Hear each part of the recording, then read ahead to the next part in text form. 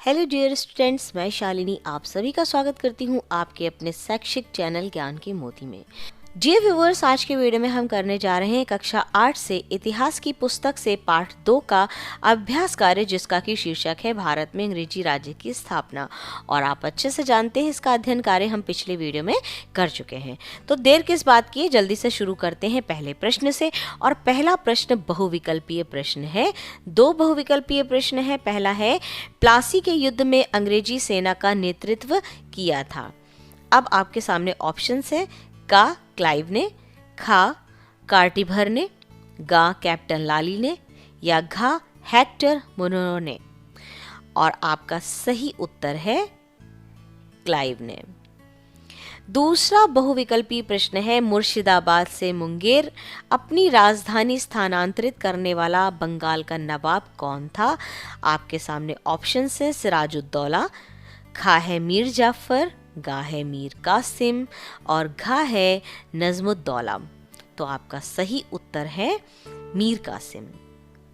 Dear students, अति लघु उत्तरीय प्रश्न है। पहला है, ब्रिटिश ईस्ट इंडिया कंपनी की ताकत बढ़ाने में किसका विशेष योगदान था।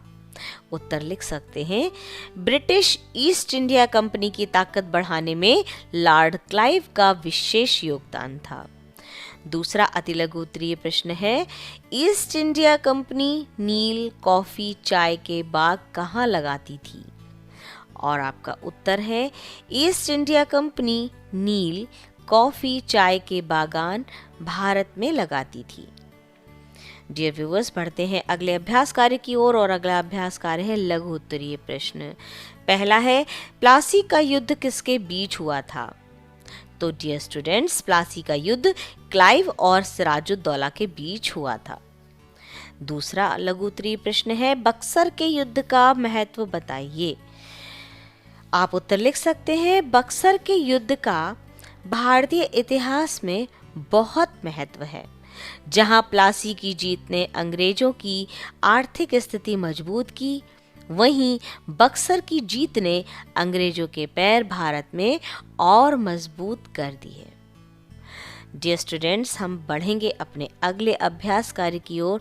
और अगला अभ्यास कार्य है दीर्घ उत्तरीय प्रश्न। और प्रश्न है, अंग्रेजों के व्यापार के लिए भारत की क्या क्या चीजें महत्वपूर्ण थीं। उत्तर लिखिए, अंग्रेजों के व्यापार के लिए भारत की निम्न चीजें महत्वपूर्ण थीं।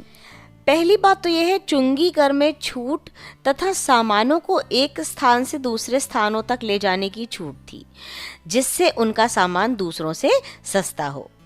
दूसरी बात यह थी कि व्यापार में मनमानी करने, भारतीयों को अपना सामान सस्ता बेचने, कंपनी का माल महंगा खरीदने, प्रतिद्वंदी यूरोपीय व्यापारियों को बाहर रखने और कंपनी का व्यापार भारतीय राजाओं की नीतियों से स्वतंत्र रहकर जारी रखने के लिए मजबूर करना आदि।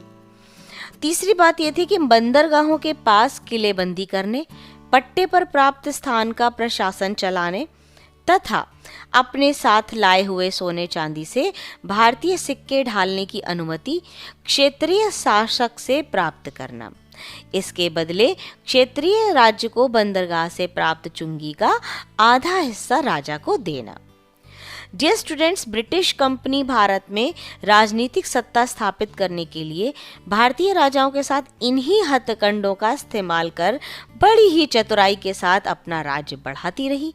इस तरह एक ऐसा वक्त आया जब अंग्रेज भारत के राजाओं व नवाबों को हटाकर खुद शासन चलाने लगे। यहीं पर समाप्त होता है हमारा ये छोटा सा अभ्यास कार्य। हम अगले वीडियो में जल्द ही मिलेंगे अगले अभ्यास कार्य के साथ या अगले अध्ययन कार्य के साथ।